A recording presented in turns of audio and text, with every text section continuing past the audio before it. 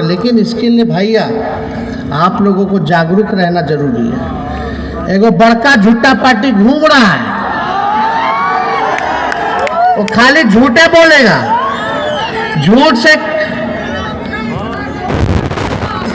वो लोग जो है ना, झूठ बोलने के फैक्ट्री है, झूठ बोलने के मैन्युफैक्चरर है, झूठ बोलने के होलसेलर है, झूठ बोलने के डिस्ट्रीब्यूटर भी है।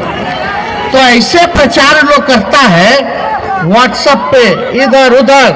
अब बताइए, कोई देश में एक राज्य बता दो जहां एक डिपार्टमेंट एक दिन में 1,22,000 सरकारी नौकरी का नियुक्ति पत्र बांट रहा हो पूरे देश में। और 1 लाख पहले निकला, 2.25 लाख का बहाली, इसमें क्वालिफाई किया लोग 1,22,000।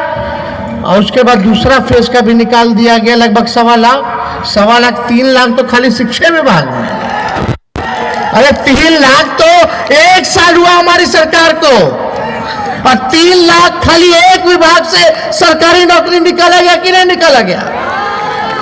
और 70,000 पुलिस लोगों का बहाली, उसमें बहाली हम लोग जा रहे निकालने सरकारी नौकरी का।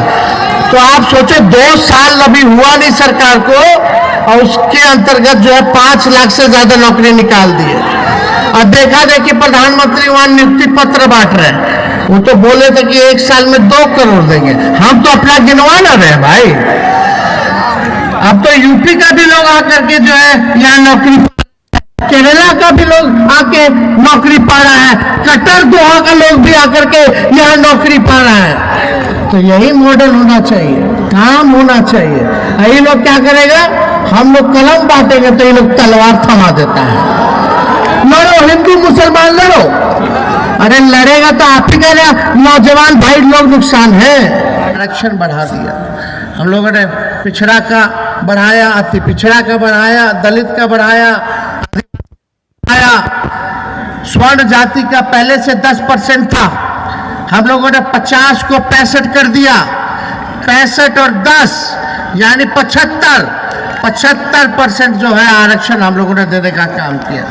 अब जब पिछड़ा का बढ़ा, अति पिछड़ा का बढ़ा, दलित का बढ़ा, तो जो समाज के लोग, आप लोग जो अति पिछड़ा समाज से आते हैं, तो फायदा तो आप लोगों को होगा कि नहीं होगा।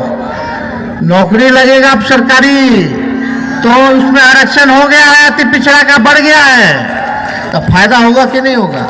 पढ़ाई लिखाई, एडमिशन, शैक्षणिक संस्थानों में आपके बाल बच्चों को फायदा होगा। यही तो हम लोगों की लड़ाई थी कि न्याय करना है तो सबके साथ करना है। खाली नूनिया समाज तो गरीब है ही, लेकिन और भी तो इनके साथी जो हैं वो लोग भी तो गरीब हैं। तो हम लोगों की तो पूरी जिम्मेवारी बनती कि सब गरीब को ना एक साथ लेके चलना है, चाहे कोई जात के हो, आगे तो सबको बढ़ाना। तो हम लोगों ने आरक्षण की सीमा बढ़ा दी। और आप भाई बात सुनिए, 94 लाख जो परिवार है जिसका आय 6,000 से कम है, जो गरीबी रेखा के अंतर हम लोगों ने माना है, उस परिवार में ना नौकरी है ना रोजगार है। तो अब हम लोग क्या करेंगे, आंकड़ा तो आ गया, अब करेंगे क्या। पहला काम हम लोगों ने आरक्षण को बढ़ाया। दूसरा काम, क्योंकि ये सरकार सामाजिक न्याय के साथ आर्थिक न्याय देने वाली सरकार है, इसलिए हम लोगों ने ये फैसला किया है, माननीय मुख्यमंत्री जी और हम सब लोगों ने, महागठबंधन की सरकार ने, लालू जी के आशीर्वाद से, कि जो परिवार गरीबी रेखा के अंतर्गत आता है, जिसको रोजगार नौकरी नहीं है, उसको 2 लाख रुपया देने का काम करेगी। 2 लाख।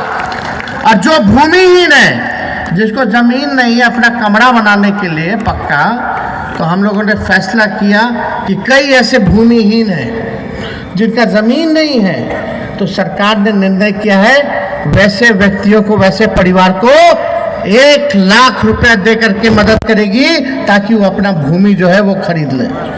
अभी तो 1 लाख तय है, जरूरत पड़ेगा तो और भी बढ़ा दिया जाएगा, उसकी चिंता नहीं करनी है।